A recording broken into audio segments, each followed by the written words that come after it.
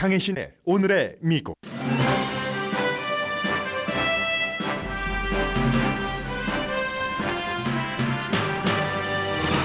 (7월) 소비자 물가가 한 달 전에 비해 0.1% 내려갔습니다. 제롬 파웰 연준 의장은 오늘 아침 세계가 지켜본 잭슨홀 연설에서 인플레이션을 낮추려면 경제적인 고통이 필연적이라고 말했습니다.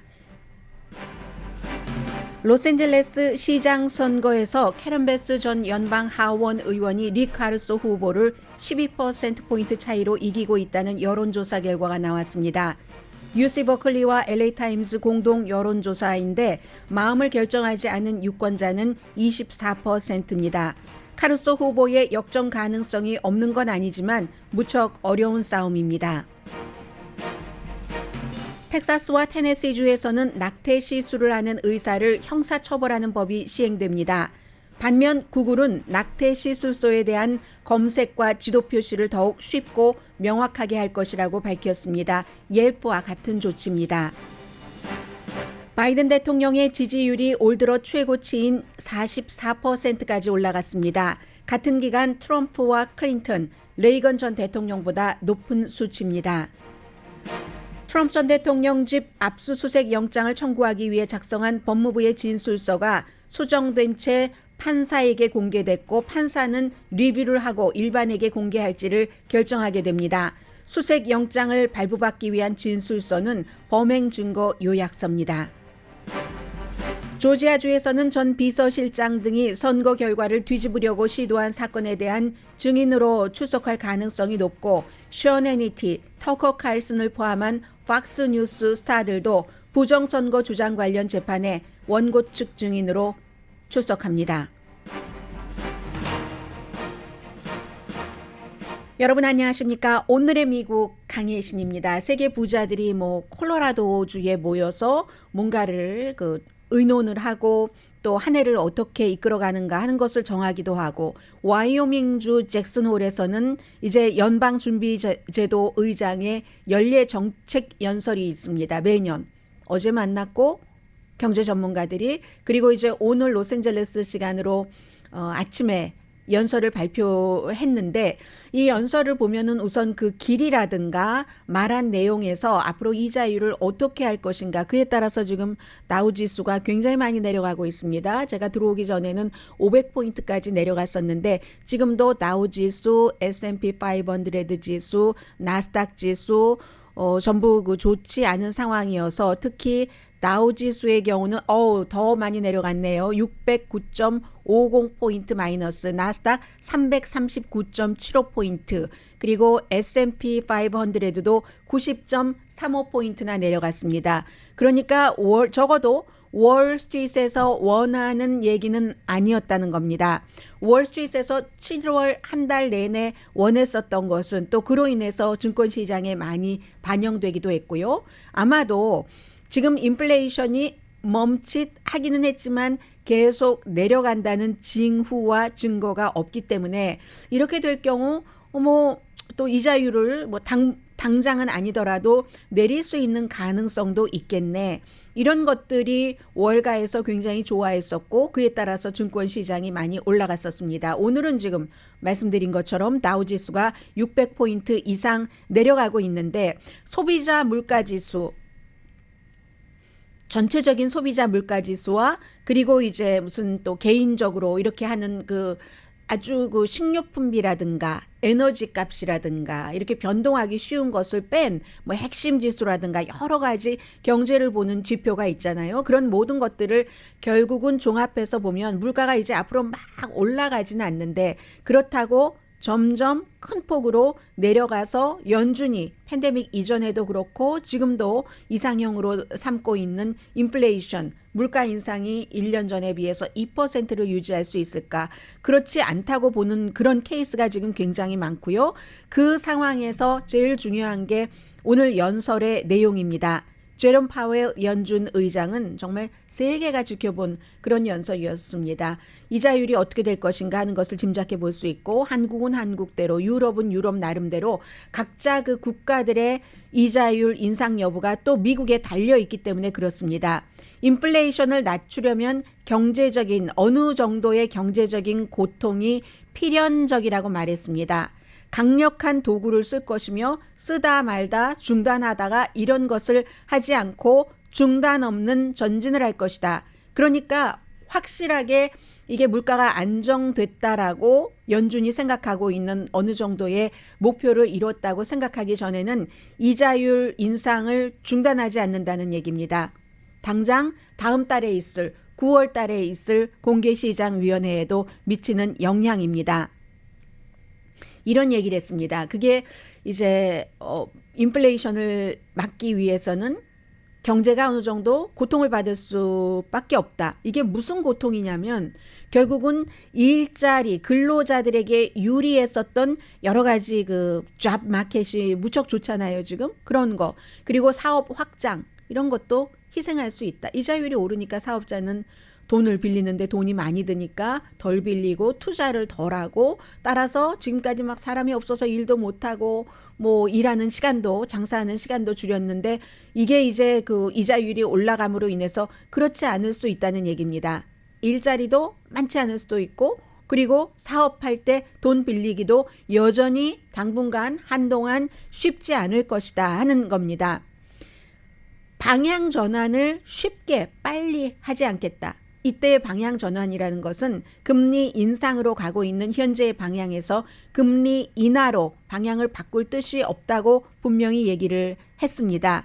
그래서 오늘 그 얘기한 것을 보면 굉장히 짧았거든요. 다른 때보다. 지난해에는 뭐 예를 들어서 단어로 치면은 뭐 3,000단어가 넘었다면 올해는 1,300단어. 그 정도밖에 되지 않았습니다. 그리고 본인이 이렇게 애드립으로 말하다가 중간에 뭘 삽입하거나 그런 게 아니라 철저하게 준비된 원고로 발표를 했습니다. 노동시장이 지금보다 좋지 않을 가능성이 높다. 사업이 확장되지 않을 가능성도 높다. 인플레이션을 낮추기 위해서는 참 그렇게 해피하진 않지만 불행한 비용이다. 불행한 꼭 그 치러야지 되는 비용이 있잖아요. 코스트가 있잖아요. 그 코스트다. 그렇지만 그런 코스트를 지불하고라도 인플레이션을 잡지 못하면 물가 안정, 그 완전하게 경기가 회복되지 않는다. 이런 얘기를 했습니다. 그래서 이제 월스트리트의 기대는 완전히 져버렸고요. 7월달 어제까지도 랠리나 마찬가지였는데 앞으로 당분간 내릴 수가 없겠구나 하는 것이고요. 그리고 역사적인 것까지 얘기를 하면서 하다가 중단하지 않겠다라는 얘기를 했습니다. 수요를 잘 조절을 해서 공급과 일치를 해야지 된다는 거죠. 이자율을 낮춘다던가 하면은 또 돈을 또 흥청망청 쓰게 되고 그러면 돈을 흥청망청 쓰게 된다는 건 수요가 늘어난다는 얘기고 늘어나는 수요를 공급이 따라가지 못하면 그러면 인플레이션, 물가 상승이 되는 거잖아요. 그렇게 하지 않겠다. 우리는 우리의 그 원하던 목표 작업이 완전히 이루어질 때까지 이자율 인상을 하겠다 하는 얘기입니다. 경기 현황은 당연히 지금 괜찮아지고 있기는 하죠. 공급망 면에서나 목재값도 내려가고 있고 공급망 부담도 조금 약해지고 있고 주택 시장 같은 것도 핫한 것에서 지금 완전히 핫하지 않은 쪽으로 가고 있는 것 같기도 하고 물가 상승이 아주 극단적으로 계속 높아지지 않는 게 분명하다는 것은 보여주는 상태에서 이러한 일들이 일어나고 있습니다. 그래서 7월 달에 인플레이션이 전혀 물가 상승이 있지 않았잖아요. 7월 달에 6월 달과 비교할 때. 그런데 오늘 연준 의장이 한 달 것 가지고는 모른다. 더 지켜봐야지 되고 그렇기 때문에 데이터에 달려있다. 앞으로 나오는 많은 데이터에 달려있다. 이렇게만 얘기했지 9월 달에 있을 연준 그 공개시장위원회에서 이자율을 0.75%포인트 올릴 것인지 0.5%포인트 올릴 것인지 여기에 대한 어떤 신호는 전혀 보내지 않았습니다. 다만 이자율 인상을 한다는 것만 짐작할 수 있었던 거고요. 오늘 단어가 1,305개 단어였대네요. 보통 때 지난해에는 3,140개의 단어. 그러니까 보통은 이제 담론으로 이렇게 연례 정책 기조 연설을 할 때는 거시적인 것, 목표 같은 것을 많이 얘기를 하는데 불확실성이 많기 때문에 그리고 실수하면 안 되니까 그렇기 때문에 가능하면은 말을 줄일 수 있는 한 최대한으로 줄인 것 같다라고 말씀을 드리고요. 아무튼 경제는 이런 상태이기 때문에 애매모호하게 앞으로 좋아질 것인지 나빠질 것인지 물가가 완전히 잡힐 것인지 잡히지 않을 것인지 더 또 올라갈 것인지 여기서 멈출 것인지 이것을 조금 더 지켜봐야지 알겠다 하는 게 연준 의장의 말로 확인이 됐습니다. 불확실성이 요즘에 너무 많습니다. 또 다른 불확실성 그리고 역시 로스앤젤레스 시장 선거를 말씀드리려고 하는데요. 이 로스앤젤레스 시장 선거도 잭슨 홀에서의 경제 전문가들의 미팅 그 이후에 나온 연준 의장의 발언에 못지않게는 아니지만 일부 이제 다른 관심을 갖고 계신 분들 사이에서는 굉장히 중요한 이슈입니다. 로스앤젤레스 시장 하면 뭐 대선 후보에 나가네 마네 이런 얘기도 하고 로스앤젤레스가 미국에서 두 번째로 큰 도시이기도 하고 인구가 400만 명 되니까 유럽의 어떤 작은 나라의 인구보다도 많은 도시가 로스앤젤레스입니다. 여러 가지 미국이라는 복합적인 사회가 갖고 있는 장점과 단점을 모두 보여주는 곳이 로스앤젤레스고 그리고 더군다나 로스앤젤레스 하면은 진보 중심이었기 때문에 어쩌다가 예를 들어서 시장은 별로 당이 상관이 없다고 하지만 요즘은 점점 당이 상관이 있어집니다. 리처드 리어돈 공화당을 빼고는 거의 민주당이 장악했었던 로스앤젤레스 시장에 어느 날 갑자기 리 카루소라는 억만장자 자수성가한 부모의 자산을 물려받아서 부자가 된 사람이 아닌 그런 개발업자가 등장을 해서 예비선거에서 돈을 몇 천만 달러를 써서 다른 아주 그냥 기라성 같은 후보들을 케빈 딜레온 이런 사람들을 물리치고 이게 이제 처음에는 1위를 했는가 했더니 그건 아니고 지나고 보니까 연방 하원 의원 자리를 던져버리고 로스앤젤레스 시장에 출마를 한 캐런 베스에게 7% 최종적으로 졌습니다. 졌지만 이 사람이 선거를 한 지 얼마 되지 않아서 그만큼 2위가 돼서 본선에 수십 년 정치인을 한 캐런 베스와 겨뤄볼 수 있었다는 것 자체가 너무나 놀라움이었습니다. 그리고 로스앤젤레스에 살고 있는 사람들은 요즘에 홈리스, 경찰 문제, 범죄, 뭐 코리아타운 한복판에서도 대낮에 범죄가 많이 일어나잖아요. 그런 것들 때문에 민주당 뭐 오래 해봤는데 별로 좋은 것도 없는 것 같고 홈리스 피플에게도 너무 관대하고 범죄자에게도 너무 관대하고 그렇기 때문에 이 리 카루소라는 사람을 뭐 좀 한번 새로운 사람을 정치 신인을 뽑아볼까? 그리고 뭐 그 사람이 돈이 그렇게 많은데 부정부패에 연루되겠어? 하는 생각을 갖고 있는 한국 분들이 굉장히 많습니다. 며칠 전에도 한인 뭐 상공회의소장 집에서였던가요?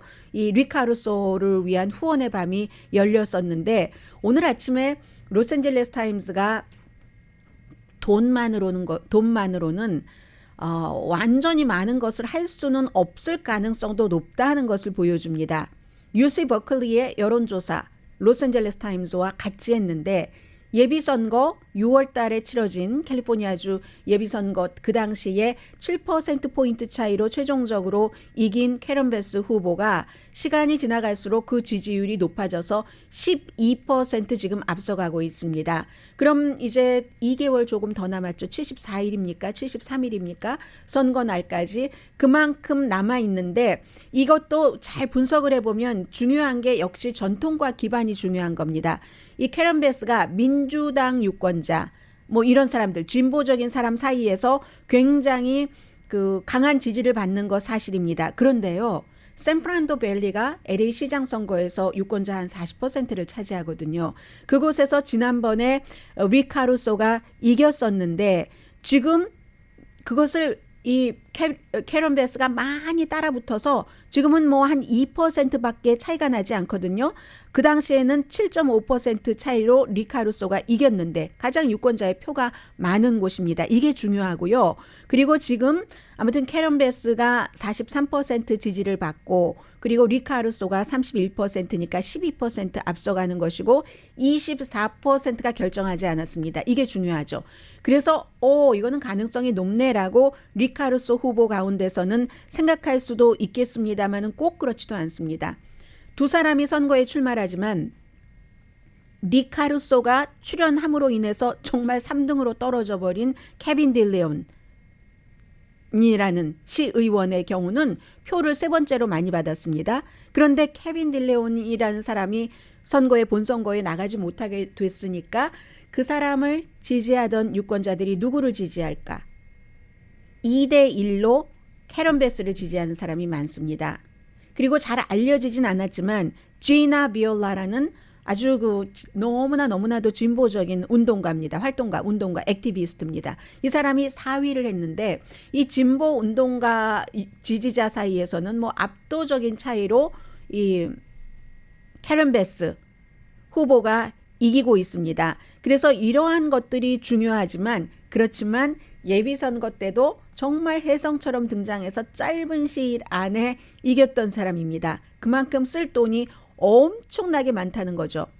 캐런 베스도 사실은 예비선거 때 돈 그렇게 많이 쓰지 않았습니다. 지금 캐시가 많이 있기는 하지만 그 캐시를 돈을 수천만 달러를 예비선거를 위해서만 쓰고도 끄떡없는 리 카루소에 비하면은 조족지혈도 안 되는 거죠. 정말 껌값인 것밖에 안 되는 겁니다. 그래서 지금부터 2달 동안 리 카루소가 어떤 형태로 돈을 써서 인지도를 높이느냐 가능성은 있습니다. 가능성은 있지만 그럼에도 불구하고 로스앤젤레스 타임즈는 깊은 수렁에서의 싸움처럼 어려울 것이다. 수렁에서 빠져나오는 사람들 있잖아요. 늪에 빠졌다가도 드물긴 하지만 살아나오는 사람들이 있습니다. 그 정도로 힘들다는 얘기를 하고 있습니다. 왜냐하면 투표에서는 항상 투표할 가능성이 높은 사람 그리고 투표 당일에 나가는 게 중요합니다.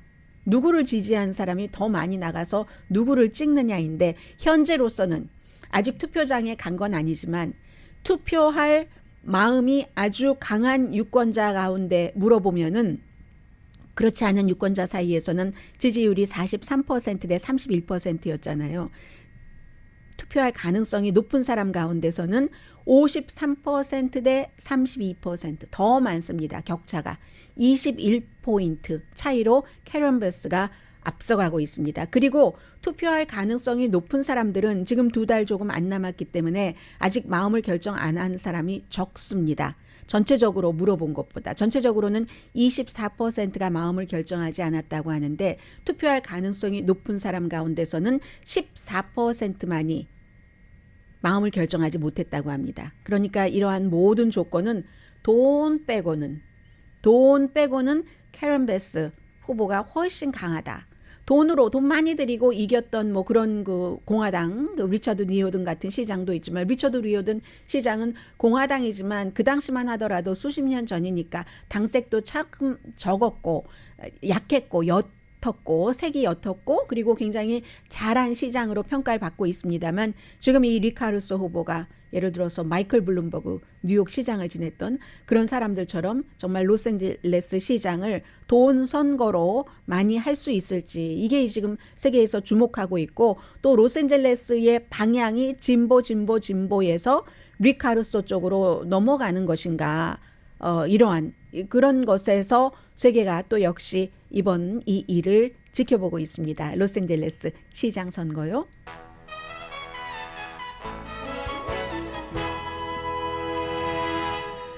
잠시 뒤에 사실은 오늘의 중요한 탑 뉴스는 잠시 뒤에 전해드릴 내용들이고 그리고 요즘에 바이든 대통령의 지지율이 높아졌다 하는 것을 많이 전해드렸습니다만은 오늘의 이 발표는 무척 중요합니다.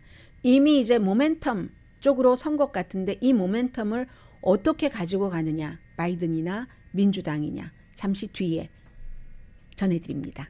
라디오 서울방송 오늘의 미국 듣고 계십니다. 네, 어느 내용부터 말씀을 드릴까요? 이렇게 시작을 해보는 게 맞는 것 같습니다.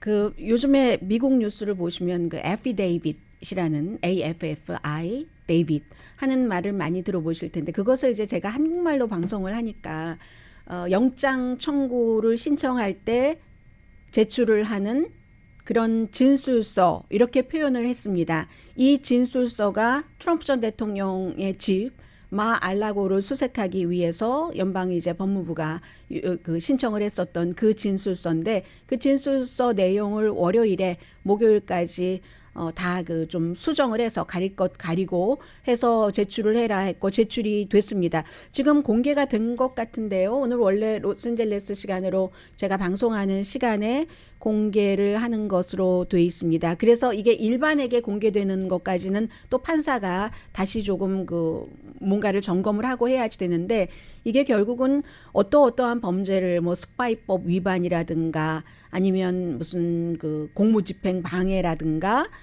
여러 가지 가지고 있으면 안 돼야지 될 공문서를 소지하고 있다던가 그 여러 가지 혐의에 대한 것이 적혀 있고 증거도 적혀 있다는 거죠. 수사팀이 얘기하는 법무부가 FBI가 연방수사국이 왜 이 사람을 압수수색을 해야지 되는가 하는 그런 것들이 있어서 아무튼 법무부에서는 이거 안 된다. 뭐 여러 가지가 다 공개되면은 정말 돌이킬 수 없는 해가 된다. 모두에게 이렇게 얘기를 하지만 판사의 얘기는 너무나도 관심이 많기 때문에 역사적인 관심을 보이기 때문에 투명하게 하기 위해서 할 필요가 있다라고 얘기했는데 사실은 전문가들은 이런 지적도 합니다. 너무 많이 가려졌다면 왜냐하면 그동안 압수영장 그 청구를 하기 전까지 인터뷰를 했었던 증인들도 있을 테고 그런 사람들 다 또 공개가 되고 할 수도 있으니까 이리저리 이름은 가려도 문맥상을 보면은 그럴 수도 있으니까 해서 어쨌든 가리고 달라 했는데 가리면 너무 많은 걸 가리면 사람들이 뭔가가 가려졌다 하면 가려지지 않은 나머지 부분을 보면서 내가 원하는 대로 읽는다는 겁니다. 이게 다 내놓고 똑같은 한 문장인데도 그 문장을 전혀 반대로 해석하는 사람, 그 문장 그대로 해석하는 사람, 문장의 행간, 그 뒤에 뜻까지 은유적인 표현까지 해석하는 사람 너무 많잖아요. 그런데 요즘처럼 정치적으로 분열이 된 이때에 뭐 가릴 걸 가리고 공개를 한다고? 그러면 이건 싸움하기 더 좋지라고 얘기하는 검게 칠해진 공간에서는 언뜻 보이는 것 가운데서 내가 이 밖으로 빠져나가고 싶은 나의 희망만을 보게 될 것이다. 이게 컬럼비아 대학교 법대 교수인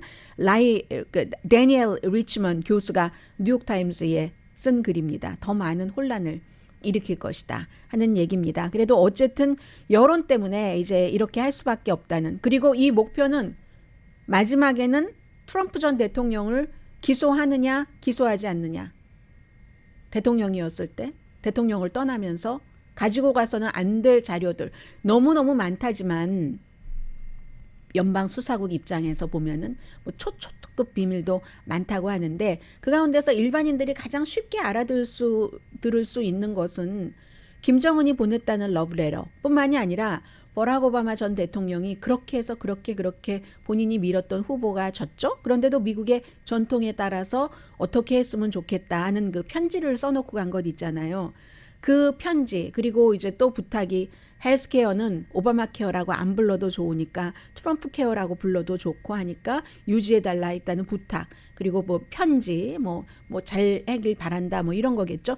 그 편지까지 다 가지고 갔었다는 것 아니겠습니까? 그게 과연 상식적으로 생각할 때 국가의 기록물 보관소에 들어가야 할 것인가 개인인가 전직 대통령이 딱 한 통입니다.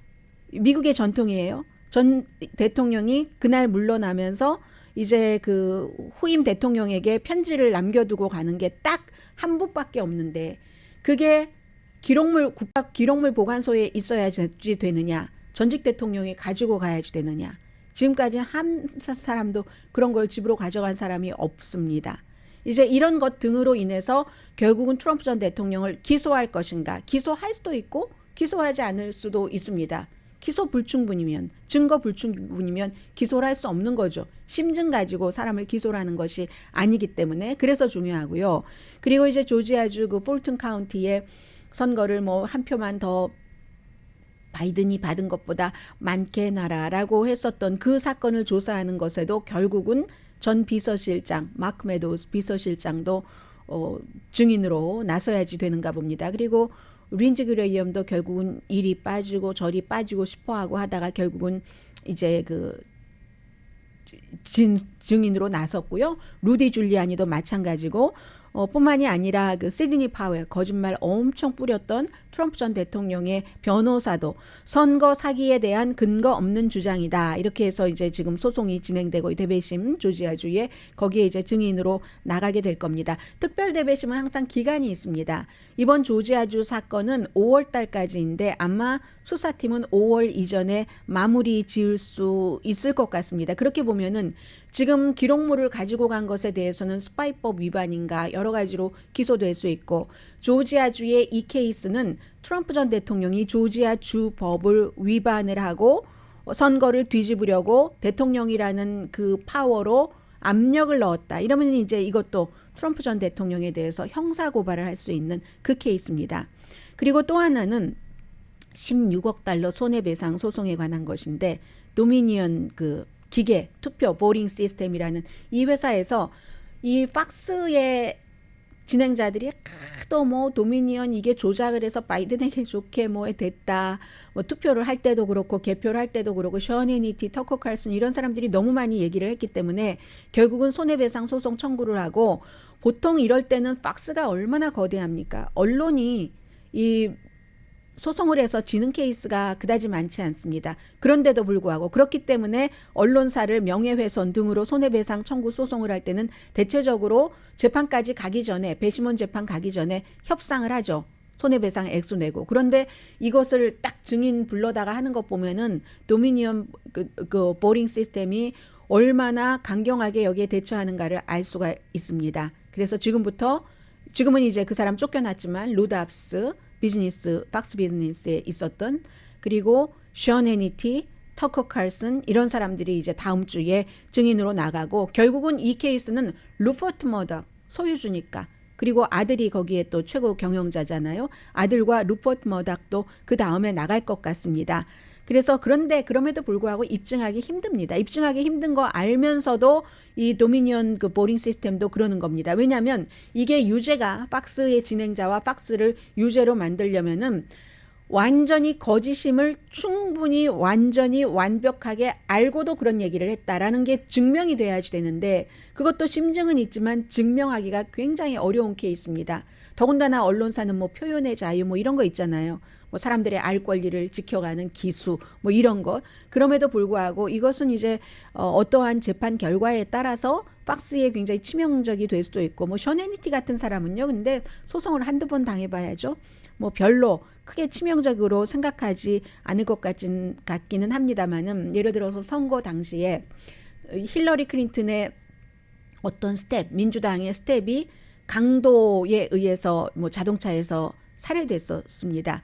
그런데 그 당시에 많은 공화당에서 뭐라고 보도를 했었냐면 힐러리 클린턴에 대한 흑역사를 알고 있는 사람이기 때문에 그 민주당에서 암살을 해버렸다. 뭐 이런 형태로 많이 했거든요. 그것 때문에도 역시 션 해니티 같은 사람 고소당했던 적도 있었습니다. 아무튼 이렇게 팍스의 스타들, 뭐 조지아주를 그 선거를 중심으로 한 트럼프의 주변인들 그리고 플로리다주에서는 트럼프 그 자신이 각기 다른 이슈로 사방에서 지금 이렇게 조여가고 있는 형국입니다. 그에 비해서 바이든 대통령은요 날아갈 것 같습니다. 지금 그의 입장에서는 갤럽의 여론조사 결과 7월 달보다 지금 지지율이 6%나 올라서 44%입니다.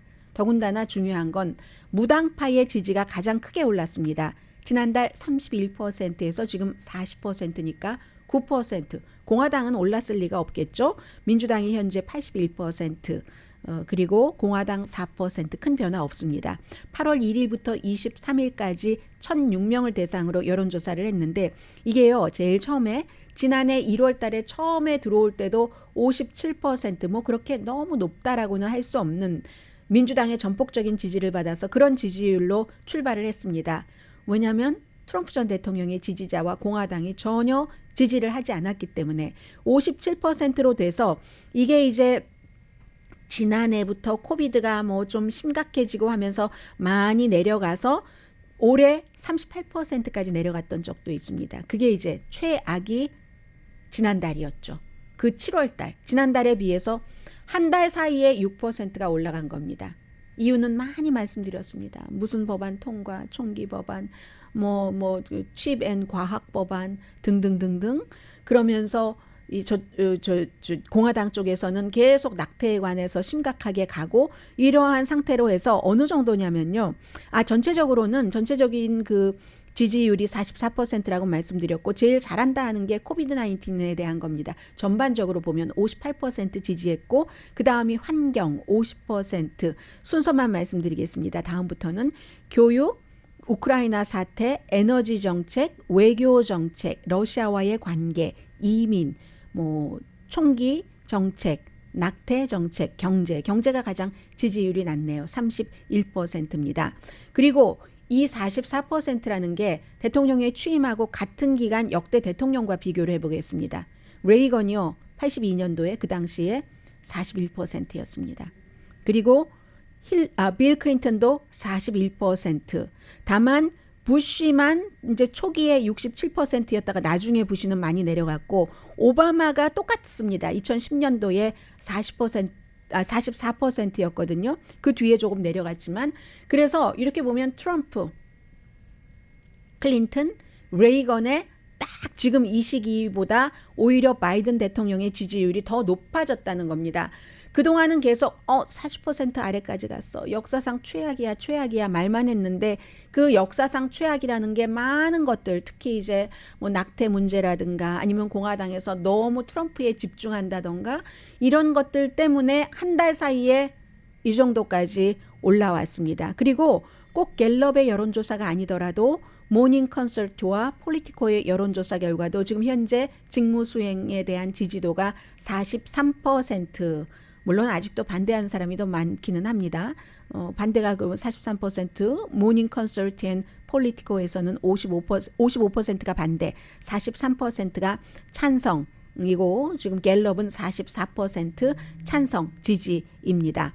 자, 그래서 이걸 보면은 모멘텀이 유지가 돼야지 되는 거죠. 지금 민주당은 모멘텀이 유지가 돼야지 되는 거고, 그러니까는 이 바이든 대통령이 이거 지금 공화당 가운데서도 특히 트럼프 전 대통령만 포함하는 게 아니라 마가 공화당, Make America Great Again. 이 공화당들은 반 전체주의다, 반 파시즘이다. 이런 표현을 어제 메릴랜드에서 첫 번째 중간 선거를 앞둔 대대적인 연설에서 그렇게 얘기를 했습니다. 그랬더니 공화당 전국위원회의 그 네이선 브랜드 대변인이 비열한 연설이었어. 이렇게 얘기를 하지만 바이든 대통령은 지금 모멘텀 어느 순간 올라섰기 때문에 투표로 보여달라.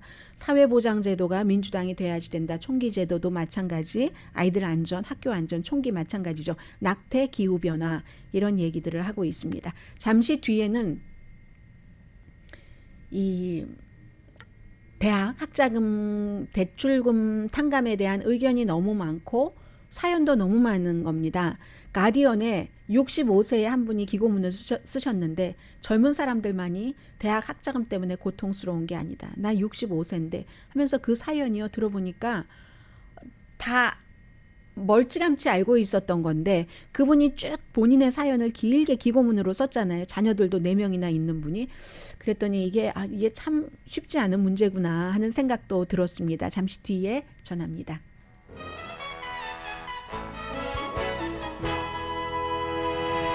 라디오 서울방송 오늘의 미국 듣고 계십니다. 오늘 그 가디언에요. 성함이 어떻게 되시나요? 그분이 쓴 글을 조금 소개를 해드릴 텐데 리스트라 스몰 클라우든이라는 분이 저는 65세인데도 지금도 제가 갚아야지 될 학자금이 30만 달러입니다. 제가 죽어야지만 끝나는 일입니다.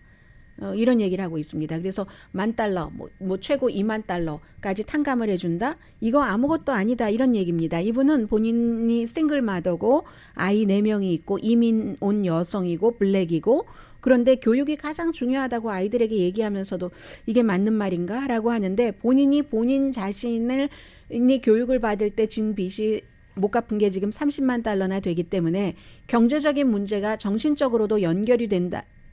것, 그리고 그 정신적으로 아픈 것이 정말 몸이 아프다, 실제 수술까지 하셨다고 하거든요. 그런 스토리를 전하고 있습니다. 12년 동안의 스트레스가 나를 아프게 한다. 2010년 1월에 박사학위를 시작하셨답니다. 2022년이고 지금 65세입니다. 그 당시에 굉장히 앞서가시는 분이셨네요. 그런데 가장 큰 실수는 사립학교 등록금이 비싼 그곳에 입학을 했다는 것이었다고 얘기를 합니다. 2016년 8월에 목표를 이뤘지만 그 다음부터 이제 빚에 시달리는 겁니다. 처음에는 7만 5천 달러로 시작을 했는데 그 카테고리를 3년 박사 과정을 6년으로 늘리면서 학교에서 계속 돈을 많이 받았다는 겁니다. 노예제와 세계화 영향, 이런 그 논문이라고 하거든요. 그래서 이제 아이들이 대학 그래야지만 제일 좋은 인생이 보장이 돼, 이렇게 얘기하면서도 내가 내 빚이 30만 달러니까 아이들을 도와줄 수도 없는 이 상황에서 참 이게 맞는 조언인가라는 그 회의감 같은 것, 그런 것들도 무척 그 많이 늘어났고, 그 전에는 일을 하셨을 것 아니겠어요? 그래서 은퇴연금 뭐 모아놓고 하는 것들도 융자금 갚는 데다가 쓰게 되고 하니까 초긴장 상태에서 뭐 콜레스테롤 수치 높아지고 결국은 스트레스로 인한 소화 장애로 담낭 제거 수술을 받으셨답니다. 지금 65세인데 쭉 계산을 해보니까 본인의 그 형편에 맞게 21년이 지나야지 빚을 갚을 수 있게 되는데 그때는 86세라는 거죠. 해서 학자금, 그 융자금 빚이 있으면 인생이 편치가 않다. 그런데 나 같은 사람이 너무 많다 하면서 55세 이상으로서 학자금, 융자금 빚이 많으신 분들이 시위를 한답니다. 이거 $10,000, $20,000 가지고는 안 된다. 전액을 탕감해라. 지금 이런 사연을 갖고 계신 분들도 계시고, 한쪽에서는 아니 나는 미국에 와서 뭐 대학을 다닌 것도 아니고 우리 아이들은 내가 열심히 일해서 그 아이에게 물려주지 않으려고 막 이렇게 저렇게 해서 다 나는 정말 먹고 싶을 때 수박철에 수박도 못 먹고 지금 수박 뭐 체리 다 들어가는 시즌입니다. 그랬는데 이게 뭐야? 우리는 그렇게 해서 다 갚았는데 아직도 갚아야지 되는데 뭐 이런 그 생각을 하시는 분들도 많고요. 제가 사실은 이 말씀 드릴 때마다 오늘 금요일이니까 말씀드리는데 어떤 생각이 드냐면은 왜 회사를 수십 년 동안 한 회사를 다녔어요. 그런데 그 회사를 다닌 사람은 한 번도 본인이 뭐 결혼을 한다던가 아니면 뭐 경조사 있잖아요. 경조사에 대해서 수십 번 이상이겠죠. 수십 년 회사를 다녔으니까. 뭐 그 회사만 있겠습니까? 다른 회사 동료도 있고 친구도 있고 해서 모든 거를 다 그때마다 물질적으로 어렵지만 성의 표시를 했는데 본인은 한 번도 받지 못하는 경우, 이게 지금 많은 이 그 대학 학자금 그 거기에 대해서 나는 하나의 혜택도 못 받았는데 왜 열심히 살고 돈 부족한 나의 세금으로 그런 것을 해줘야지 되지라고 생각하시는 분들이 많다는 겁니다. 그래서 이제 민주당들도 엇갈린 반응을 보이고 있는데, 민주당 가운데서 미국에서 이제 연방 하원의원 선거에 나가려면은 25살이 돼야지 됩니다. 선거권은 18살이죠. 후보자는 25살이 이상 그래야지 되고, 대통령은 여기서 태어나야지 되고, 그렇지 않으면은 7년 이상 미국에 살아야지 되고, 연방 의원의 경우는. 그런데 플로리다주에서 25살의 진보적인 운동가인 그 맥스웰 그 프로스트가 10지구 하원에서 민주당 예비선거에서 승리해서 굉장히 이번에 주목을 받았는데요. 이번 주에 이 후보도 본인이 G세대잖아요. 완전히 젊은 세대, G세대이기 때문에 97년부터 2012년 사이에 태어난, 그래서 바로 이 대학 학자금 탕감 이런 것에는 굉장히 지지를 하죠. 그러나 공화당과 겨뤄야지 되는 그 민주당 후보들 같은 경우는 공화당 지역이 강한 곳에서 이겼거나 이기려고 하는 후보들 같은 데서 후보들은 굉장히 지금 힘든 상태고요. 또 교육 전문가들은 아니 그런다고 그게 해결이 되나? $10,000, $20,000 갖고 성의 표시는 되고 좋은 정치일 수는 있죠. 선거철에 젊은 유권자들을 겨냥한. 그러나 좋은 정책은 아닐 수도 있다는 얘기들을 많이 합니다. 학자금 부담이 컸던 그런 그 학교, 그리고 무슨 인플레이션 이상으로 대학 등록금을 올린다든지 하면은 그게 이제 국립대학일 경우 연방정부에서 지원하면 안 된다. 이런 형태로 해야지 된다는 겁니다. 그래서 또 인플레이션 그런 것들 등등해서 연방 뭐 보조금, 다른 일반 학교도 뭐 연구비 보조 같은 것들도 있을 수 있잖아요. 등록금을 너무 많이 올리면 그렇다. 뭐 이런 그런 좀 근본적인 문제를 만들어야지 된다라는 얘기들도 많이 하고 있습니다. 자, 여기까지 말씀드리고 잠시 뒤에 다른 뉴스 전합니다. 라디오 서울 방송 오늘의 미국 듣고 계십니다. 지금 테네시, 텍사스, 뭐 아이다호 이런 데서 낙태에 관해서 조금 더 강한 법들을 만들어내고 있거든요. 이미 무슨 뭐 임신 6주일 이후는 낙태 안 된다. 강간, 근친, 상간이어도 안 된다. 이런 법들이 있는데도 불구하고 특정한 경우에 낙태 실수를 하면 그 의사를 처벌받게 되는 것을 다시 한번 그 법으로 만든 겁니다. 그래서 이런 법을 지금 이미 갖고 있는 주가 8개 주가 있거든요. 해서 15살에서 44살 사이 여성, 뭐 가임 여성이라고 할 수 있겠죠. 가운데서 3명 중 1명은 낙태가 금지되거나 대부분이 금지된 주에 살고 있습니다. 그러면 이제 거의 2,100만 명의 여성이 이 영향을 받게 되는데요. 테네시주는 임신 6주일 이후에 이제 낙태 시술 금지하도록 돼 있는 거. 그런데 이제 더 엄격하게 산모가 숨질 위험이 있다던가 뭐 그런 건강상 영원하게 다친다던가 치료하지 못할 정도로 그런 걸 제외하고는 낙태를 전면적으로 금지합니다. 근친상간, 강간 피해자도 예외 없습니다. 그게 이제 말이 이런 말이에요. 법이 인간생명보호법이라고 법을 해서 뭐 이제 벌금도 내고 징역살이도 하게 하고 투표권도 상실하게 하고 투표를 안 하는 사람에게는 그게 아무것도 아닐 수 있으나 투표를 잘 하는 사람에게는 투표권은 나의 가장 중요한 바깥에서의 권리이기도 합니다. 텍사스주도 마찬가지로 낙태가 이제 금지된 걸 가장 먼저 가장 강하게 한 곳이 텍사스주인데 여기에 이제 그 뭐 종신형을 어떤 그 위반 사항에 따라서 종신형까지 내릴 수 있도록 법을 바꿔놓고 말았거든요. 아이다호주도 뭐 마찬가지고 그리고 그 사이에 이제 이런 것들이 결정이 되고 나면은 약간의 반발 같은 것도 있기는 있습니다. 그런데 기본적으로는 변치 않습니다. 레드 스테이트는 계속 그 추진해 나가는 것이 더 강하게 낙태를 반대하는 것이고 블루 스테이트는 또 추진해 나가는 것이 또 어떤 사람들이 보면 지나치게 오픈 뭐 주나 잘할 것이지요. 뭐 다른 주에서 낙태 금지됐다고 받아주는 것까지는 좋지만 그분들을 오라고 해서 호텔비도 되고 낙태 비용도 되고 이런 것은 좀 지나치다 하는 얘기도 있거든요. 이게 이제 극단적인 정치는 점점 더 극단적으로 나가기 때문에 그러니까 구글에서요.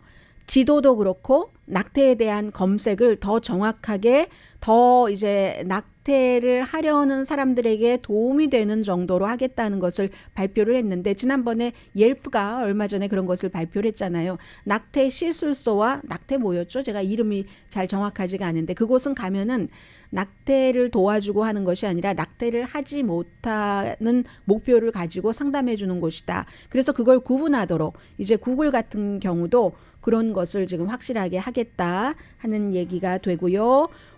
국민의힘에서 큰 모임이 있었는데 어떤 초대 연사가 뭐 여자가 누구누구 예쁜데 거기에 김건희 여사도 포함해서 우리 와이프도 포함해야 된다 이런 얘기를 했다는데 미국에서는 에이미 코니 베렛이라는 가장 어리고 여성인 연방 대법관이 오래전부터 비밀적인 기독교 그룹에 가담을 해서 거기서 활동하는데 그 뭔가가 새어 나왔는데 보니까 거기서는 여자는 남자 아래 복종해야지 되고 그리고 남자가 완전히 머리고 여자는 뭐 복종 당하는 헤드고 그래서 남자들은 기저귀도 갈면 안 되고 이렇게 가르친다고 하네요. 그러면 또 막 방언하고 감동해서 울고 이게 연방 대법관에게는 좀 문제가 되지 않을까 생각이 됩니다. 강희신이었습니다.